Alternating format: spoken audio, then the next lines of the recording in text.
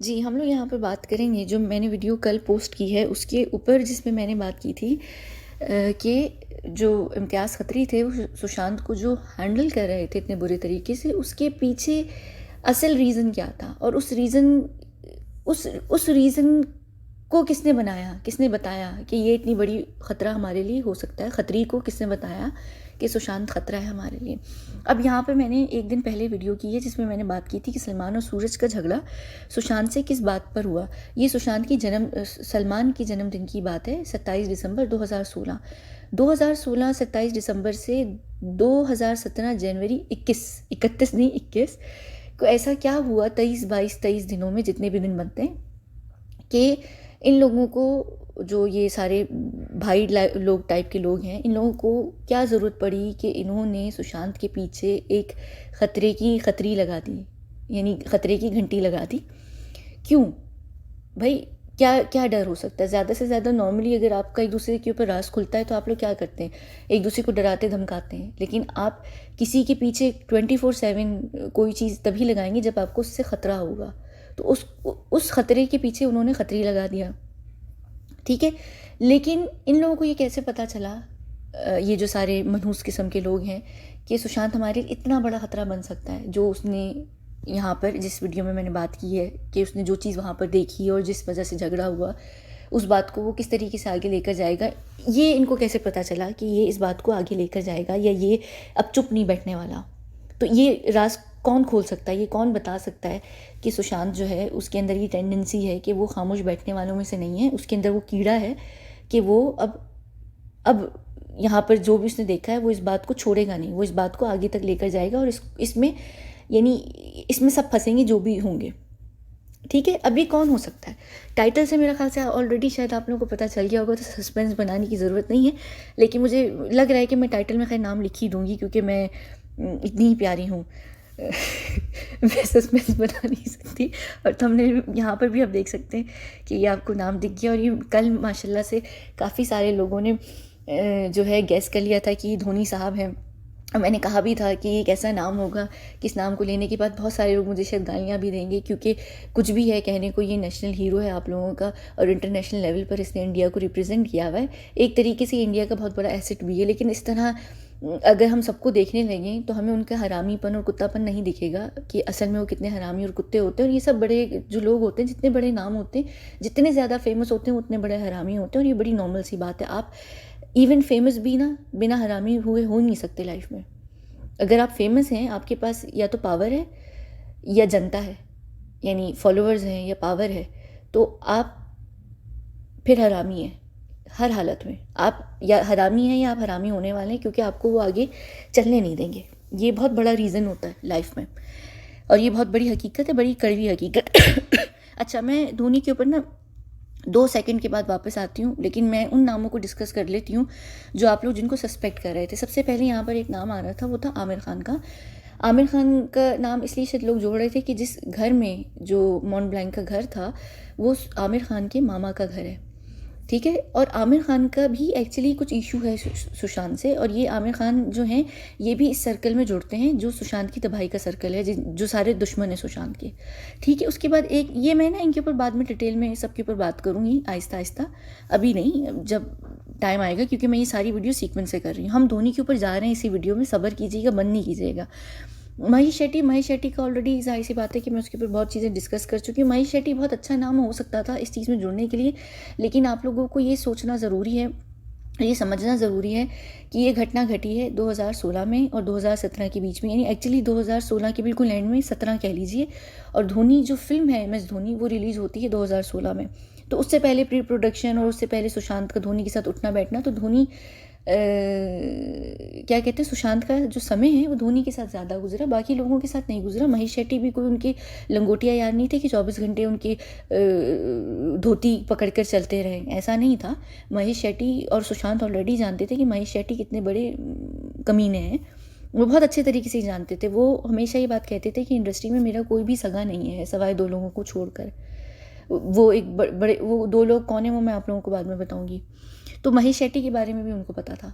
ठीक है। अब महेश शेट्टी के साथ वो हर वक्त नहीं उठते बैठते थे, महेश शेट्टी का इतना इनके साथ क्लोज ग्रुप नहीं था, ये महेश शेट्टी इनकी लाइफ में नहीं था, ठीक है, इनकी लाइफ में कोई था ही नहीं है एक्चुअली। तो महेश शेट्टी को तो वैसे भी नहीं पता होना कि सुशांत का करंट थॉट प्रोसेस क्या है उस समय पर, ठीक है। तो महेश शेट्टी भी चले गए। कृति उस वक्त उनको डेट कर रही थी न्यूज़ के हिसाब से और जो भी बातें चल रही थी, लेकिन कृति जो है ना वो बेवकूफ़ बहुत बड़ी हैं, वो मासूम नहीं है, वो बेवकूफ़ बहुत हैं। और वो किसी भी उनको आप किसी भी क्या कहते हैं थाली में डालें या ग्लास में डालें, वो उसी रंग रूप की उसी शेप में हो जाती है, यानी जहाँ का देश वैसा भेस वाली टाइप की चीज़ें। इनकी जो अपनी खुद की कोई पर्सनालिटी वो नहीं है, उनको आप जहाँ हाथ पकड़ कर लीड करेंगे वो हो जाएंगी। तो वो इतनी क्या कहते हैं इतनी डीप किस्म की वो महिला नहीं है कि सुशांत को वो इतने डीप लेवल पर समझ सकती हैं कि सुशांत की क्या लाइफ के गोल्स हैं, या वो क्या चीज़ें करना चाहता है, या उसकी लाइफ का क्या पर्पज़ है। और इवन सुशांत और इनकी भी जो भी वार्तालाप रहे हैं या जो भी उनकी गुफ्तगू हुई है आपस में, वो बहुत डीप लेवल पर नहीं हुई है, वो बहुत चिल लेवल पर हुई है, कूल किस्म के लेवल पर हुई है, जहाँ पर उन्होंने हल्की फुल्की नॉर्मल दोस्तों वाली बातें की हैं, ठीक है। अच्छा, एक और चीज़ बड़ी मज़े की है, क्योंकि मैं जब ये गूगल कर रही थी इमेजेस इनके, तो क्या कहते हैं मैंने एक चीज़ नोटिस की, और मैंने पहली बार नोटिस की कि इनकी स्माइल जो है ना वो बड़ी सिंक में है। यहाँ पर ये दोनों बिल्कुल एक जैसा मुस्कुराते हैं, कि यहाँ पर देखिए एक जैसे एक जितना मुंह खुला हुआ है, यहाँ पर भी ये पता है क्यों होती है। अच्छा, उसके बाद तो एकता कपूर है। ये क्यों होती है, ये जब आप किसी के साथ बहुत कंफर्टेबल होते हैं ना, उसका ये मतलब नहीं कि आप रिलेशनशिप में हैं, इसका मतलब है कि आपका जो उनका कंफर्ट लेवल है ना वो बड़ा सिमिलर है। तो जो आपका थॉट प्रोसेस या आपका उनकी जो फ्रीक्वेंसी है वो भी बड़ी सिमिलर है। हर इंसान के साथ आप डिफरेंट फ्रीक्वेंसी पे सेट होते हैं। जैसे सुशांत किसी के साथ उसकी फ्रीक्वेंसी डीप लेवल पर बैठती, किसी के साथ उसकी चिल लेवल पर बैठती, किसी की उसकी मस्ती लेवल पर बैठती। तो जो फ्रीक्वेंसी का लेवल होता है ना, जो अगर सेम लेवल पर है, तो आप एक दूसरे की जो हाव भाव होते हैं ना उनको मिरर करने लग जाते हैं। आप नॉर्मली भी देखिए, जो आपके बेस्ट फ्रेंड होंगे ना, आप या तो उनकी तरह बोलते होंगे, या उनकी तरह हंसते होंगे, या उनकी तरह कुछ ज़रूर करते होंगे, और आपकी फैमिली ये बात पॉइंट आउट भी करती होगी कि तू बिल्कुल उसकी तरह करता है, या तू उसकी तरह करती है। ये बड़ी नेचुरल सी चीज़ है। तो ये एक दूसरे को मिरर कर रहे हैं। यहाँ से ये बॉडी लैंग्वेज होती है जो बताती है कि ये एक्चुअली दोनों कंफर्टेबल हैं एक दूसरे के साथ, और इनका कोई हिडन एजेंडा नहीं है दोनों को लेकर। ये मैंने सिर्फ छोटी सी एग्जांपल दी कि अगर आप कभी एक दूसरे को स्टडी कर रहे हो एक लाइफ में, तो आप लोगों को काम आएगी। उसके बाद हम यहाँ आते हैं एकता कपूर। एकता कपूर का नाम इसलिए सब जोड़ रहे थे कि एकता कपूर का नाम दिशा सालियान के केस में जुड़ता है, और वो बड़े गहरे तरीके से जुड़ता है। एकता कपूर का पूरा हाथ है दिशा सालियान के केस में, लेकिन सुशांत के केस में भी वो एकता कपूर हैं ज़रूर इन्वॉल्व, लेकिन इनडायरेक्टली इन्वॉल्व हैं। लेकिन यहाँ पर वो मुखबरी नहीं कर सकती थी कि सुशांत लाइफ में क्या करना चाहते हैं। सुशांत एकता को एज अ प्रोड्यूसर रिस्पेक्ट करते थे, उनकी एकता से इतनी कोई बातचीत नहीं थी, इतनी फ्रेंकनेस नहीं थी, ना ही इतना वो मिलते थे।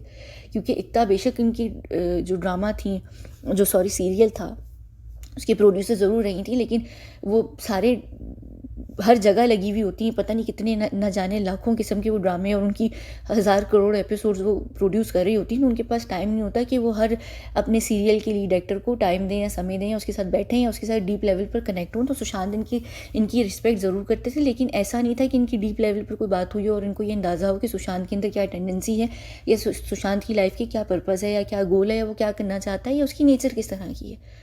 वो सिर्फ यही देख सकती हैं कि हाँ लड़का अच्छा है, प्यारा बच्चा है, और ये है और वो है, बस इस तरीके से। उससे ज़्यादा वो नहीं समझ सकती सुशांत को, क्योंकि वो इससे ज़्यादा समझ भी नहीं सकती।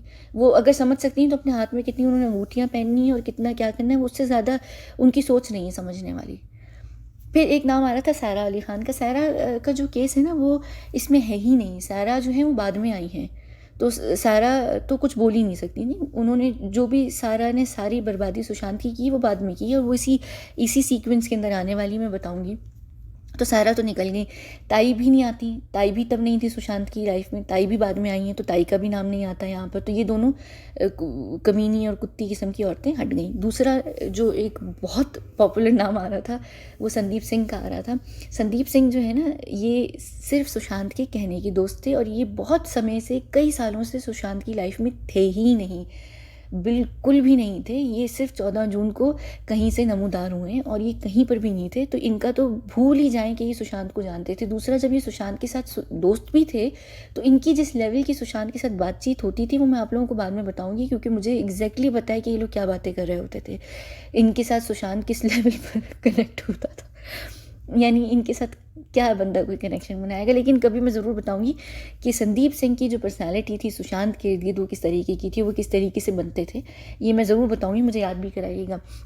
संदीप सिंह का भी कोई लेना देना नहीं है इस राज को फाश करने में कि सुशांत की क्या पर्सनालिटी है। अंकिता लोखंडे बहुत अच्छा हो सकती थी नाम, और अंकिता लोखंडे थोड़ा बहुत सुशांत को ज़रूर जानती हुई थी, लेकिन अंकिता लोखंडे अपनी जो एक उनकी फ़न सी लाइफ है ना, वो उसके अंदर इतनी मदहोश हैं हमेशा से कि वो इंसान को ना डीप लेवल पे नहीं समझ सकती। इन दोनों के एक्चुअली ब्रेकअप का जो एक और बहुत सारे कारणों में से एक कारण ये भी था कि दोनों की जो सोच थी, जो लाइफ पर गोल्स थे या जो भी पर्पसेस थे वो सेम नहीं थे, और यहाँ पर मेच्योरिटी का भी बहुत इशू था। तो वो इतना समझ नहीं पाती थी कि सुशांत असल में लाइफ में मेन करना क्या चाहता है, उसकी लाइफ के क्या गोल्स हैं, वो उस चीज़ को अप्रिशिएट भी नहीं एक्चुअली करती थी। तो वो भी इतनी सोच तक बात पे नहीं जाती। फिर यहाँ पर नाम आता है किस इंसान का, यहाँ पर नाम आता है इस इंसान का जिसका नाम है धोनी। अब धोनी किस तरीके से सुशांत को जान पाया, हालांकि धोनी और सुशांत के बीच में बहुत कम समय के लिए यानी इंटरेक्शन उनका रहा है, जो कह सकते हैं कि बड़ा क्लोज इंटरेक्शन रहा है, लेकिन बड़े कम समय पे। यहाँ पर एक अगर मैं मुहावरा कहूँ कि किसी को जानने के लिए ना 1-2 घड़ी भी काफ़ी होती है, और कभी कभी 2 सदियाँ भी गुजर जाए ना किसी के साथ, आप उसको जान नहीं सकते। तो अंकिता के साथ बेशक वो लिव इन में रहे, और उन्होंने सबसे लंबा अरसा अंकिता के साथ on screen couples, sorry on नहीं, ऑन द रिकॉर्ड जो उनकी रिलेशनशिप्स हैं उनमें गुजारा है, लेकिन इसका ये हरगिज़ मतलब नहीं है कि उनकी वो अंडरस्टैंडिंग का लेवल डेवलप हुआ हो जो धोनी के साथ हुआ है। धोनी का एक रीज़न ये है कि धोनी कैंसेरियन है। कैंसेरियन जो लोग होते हैं वो सारे एस्ट्रोलॉजी में जो सारे सितारे हैं उनकी ये मदर फिगर होते हैं। ये बिल्कुल अलग तरीके से, ये एक्चुअली मून मून इनको रूल करता है, ठीक है। तो ये जो होते हैं ना, ये बड़े सेंसिटिव किस्म के लोग होते हैं। लेकिन रिया चक्रवर्ती भी माशाल्लाह से कैंसेरियन है, तो माशाल्लाह यानी अच्छे बुरे हर होते हैं लोग, तो मैं क्या करूँ, क्या बोलूँ मैं। तो ये वाटर साइन भी है, लेकिन कैंसेरियन लोग जो होते हैं ना, कुदरती तौर पर बड़े इमोशनल किस्म के लोग होते हैं, और वो चीज़ों को बड़ा अच्छे तरीके से पहचान भी लेते हैं। वो लोगों के साथ हमेशा बड़ी डीप कन्वर्सेशन रखते हैं। कुछ होते हैं गलती वाले कैंसेरियंस, जैसे रिया वगैरह हैं, कुछ लोग होते हैं, लेकिन वो बड़ा डिपेंड करता है कि आप किस समय पे कहाँ पर कब पैदा हुए। तो वो आपका राइजिंग क्या है, मून क्या है, सन क्या है, वीनस क्या है, ये सारी चीज़ें डिपेंड करती हैं कि कौन सा जोडिएक साइन कहाँ पर बैठता है। आपकी जो क्या होती है, कुंडली होती है, क्या होती है, राखी पता नहीं, ये नहीं समझ गए ना आप लोग। तो ये बहुत चीज़ें डिपेंड करती हैं। प्योर वाटर साइन ज़रूरी नहीं है कि आप हों तो आप उसी तरह, सब लोग डिफरेंट होते हैं। खैर ये सारी एक तरफ, लेकिन इनका क्योंकि ये कैंसेरियन भी हैं, बड़े इमोशनल किस्म के इंसान भी हैं, इनकी लाइफ में वाकई यानी एक घटना तो घट चुकी है जिसमें इनकी गर्लफ्रेंड है जिनका देहांत हो गया था। जो मैं हमेशा कहती भी हूँ कि MS धोनी का वो जो पार्ट है ना, वो मेरे लिए बहुत करीब का है, यानी बहुत प्यारा पार्ट है, मैं उससे बहुत अच्छे तरीके से रिलेट कर सकती हूँ। तो खैर एक तो वो चीज़ हुई उनकी लाइफ में। इंसान कहते हैं ना कि जब इंसान का दिल टूटता है, उसकी ज़िंदगी में कोई बहुत बड़ा हादसा होता है, तो वो कहीं ना कहीं एक लेवल पर दूसरों को समझना शुरू कर देता है काफ़ी गहराई से। अब क्योंकि इनके बीच में इतना जो लेवल है गहराई का, वो क्यों डेवलप हुआ, उसका कारण ये था कि दोनों इमोशनल लेवल पर मैच कर गए थे, सुशांत और MS धोनी, ठीक है। ये दोनों मैच ज़रूर कर गए थे। अब क्या हो रहा था कि ये लोग जो काम कर रहे थे वो धोनी की पर्सनल लाइफ पर काम कर रहे थे। तो जब आप पर्सनल लाइफ के ऊपर काम कर रहे हैं, और धोनी ने स्क्रिप्ट नहीं लिखवाया, लेकिन धोनी ने अपनी लाइफ से जुड़े सारे सवालों के जवाब दिए। तो जब आपकी कोई पर्सनल लाइफ और प्रोफेशनल लाइफ से रिलेटेड सवाल आपसे पूछ रहा है और आप उसको जवाब दे रहे हैं, तो एक वो ऑटोमेटिकली एक कनेक्शन डेवलप हो जाता है बड़ा पर्सनल किस्म का। जैसे आपकी ज़िंदगी में कोई बहुत बड़ा हादसा आता है और उस वक्त आपके पास कोई अजनबी इंसान आकर आपका साथ देना, तो वो इंसान आपको बड़ा प्यारा हो जाता है, बड़ा करीब हो जाता है आपके। बिल्कुल एग्जैक्टली जब वो अपनी पर्सनल लाइफ डिस्कस कर रहे हैं, प्रोफेशनल लाइफ डिस्कस कर रहे हैं, तो बात से बात निकलती है जहाँ पर सुशांत ने अपने भी गोल्स और अपनी भी लाइफ और अपनी लाइफ की डीप बातें वो करना शुरू की। तो उस समय पर धोनी बहुत अच्छे तरीके से समझ गए थे कि सुशांत एग्जैक्टली किस किस्म के इंसान हैं, वो किस किस्म के इंसान हैं, वो क्या लाइफ में चाहते हैं, उनके किस टाइप के गोल्स हैं, वो एक पर्पस के साथ हैं ज़िंदगी में, उन्होंने बहुत कुछ करना है। और जो कैंसेरियंस होते हैं एक्चुअली, जितने वाटर साइन होते हैं वो बहुत समझदार होते हैं, वो चीज़ों को बहुत अच्छे तरीके से परख लेते हैं। मैं भी वाटर साइन हूँ, अगर आप लोगों को नहीं पता। तो ये चीज़ होती है, ये होती है। खैर तो वो उनको ये तो समझ आ गई थी। लेकिन ये क्योंकि ईवल भी हैं और इनकी लाइफ में इनके लिए सबसे इम्पोर्टेंट क्या चीज़ है, दोस्ती तो है नहीं, दोस्ती तो बिल्कुल भी इम्पोर्टेंट नहीं है। ये जितने भी लोग होते हैं ना, इनका जो माइंड होता है ना, वो व्यापारी होता है, यानी बिजनेस माइंडेड लोग होते हैं। तो इनके लिए ना कोई भी इनका दीन धर्म ईमान कुछ नहीं होता, ये सिर्फ इनका एक ही दीन धर्म ईमान होता है, वो होता है पैसा पैसा पैसा पैसा और पैसा। ठीक है, अब इनकी लाइफ चल रही थी, ये थे बिना दांतों वाले धोनी। ठीक है, ये टूटा हुआ दांत, बिना दांतों वाला धोनी, यानी इसने सुशांत की लाइफ को धोया है। किस तरीके से धोया है इसने? जब ये सारी बात हुई 27 दिन, रुके मैं कहीं डेट पे गलत ना कर दूँ, 27 दिसंबर 2016 में जब ये सारी बात होती है, और जब ये सारी बात एकदम से निकल कर आई है सामने, और जब ये बात पता चलती है सारे सर्कल को। अच्छा हाँ, एक और चीज़ मैं बता दूं, धोनी उस जन्मदिन पर नहीं थे इनवाइटेड थे, वो गए नहीं थे। धोनी बहुत करीब सर्कल के सलमान के, लेकिन वो जाते नहीं, वो पार्टी ज़्यादा अटेंड नहीं करते। अगर आप लोगों को कैंसेरियंस के बारे में नहीं पता तो एक और भी बात है कि कैंसेरियंस बहुत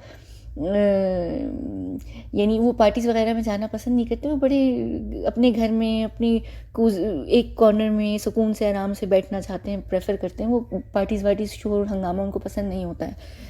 अच्छा, तो ये खैर जाते नहीं है पार्टीज़ में। ये 2017 की पार्टी में गए हैं, 2017 दिसंबर में जो सलमान की बर्थडे हुई उसमें गए। 2016 वाली में सुशांत गया था, हालांकि इनवाइटेड थे, ये गए नहीं थे।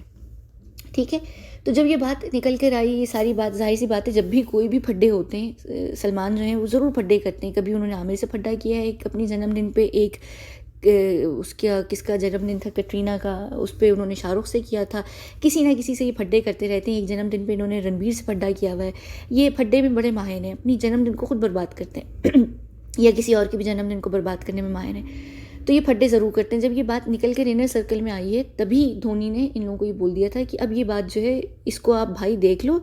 सुशांत इस बात को लेकर थोड़ा सा, हो सकता है वो इस टाइप की नेचर वाला लड़का है कि वो एकदम खामोश नहीं बैठेगा। इनका बड़ा कूल ठंडा अंदाज़ था, इन्होंने बड़े ठंडे ठंडे अंदाज में ये बात इन्फॉर्म कर दी थी भाई को कि भाई आप देख लो, वो जो लड़का है वो ज़रा अलग है, वो शायद इस चीज़ को थोड़ा सा लेकर सेंसिटिव हो गया है। यानी इस तरीके से उन्होंने ये बात फरमाई थी भाई को, और भाई इस बात को लेकर बिल्कुल आपे से बाहर हो गए थे। तो भाई ने पीछे किसको लगवाया? खत्री को लगवाया। अच्छा, अब ये बात तो धोनी ने कर दी अपने टूटे हुए दांतों से।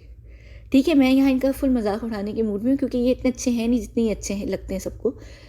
और ये मुझे ना बिल्कुल कभी भी खैर अच्छे लगे नहीं।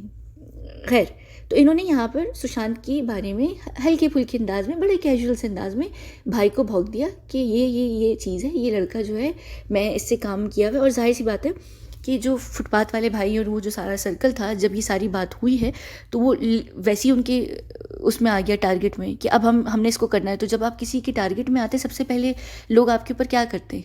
आप उसकी इन्फॉर्मेशन लेते हैं ना कि भाई हम देखें ये क्या करता है, क्या खाता है, क्या पीता है, कैसे उसका रूटीन है, कैसे लोगों में उठता बैठता है, हमारे लिए कितना बड़ा ख़तरा हो सकता है। तो इसकी इन्फॉर्मेशन लेने के लिए इन्होंने सबसे पहले अपने सर्कल में चेक किया कि हमारे सर्कल में कौन जानता है इसे सही तरीके से। इनके सर्कल में बेशक डायरेक्टली इनडायरेक्टली ये सब लोग, एकता कपूर, फलाना कपूर, ढिमकाना, नौटंकिता और रिहा और सारा और आगे पीछे सारे डायरेक्टर्स और चोपड़ाज और जौहर और कपूर सब आते हैं जो सुशांत को जानते हैं। लेकिन एग्जैक्ट इनर सर्कल में कौन है जो इनको जानता होगा?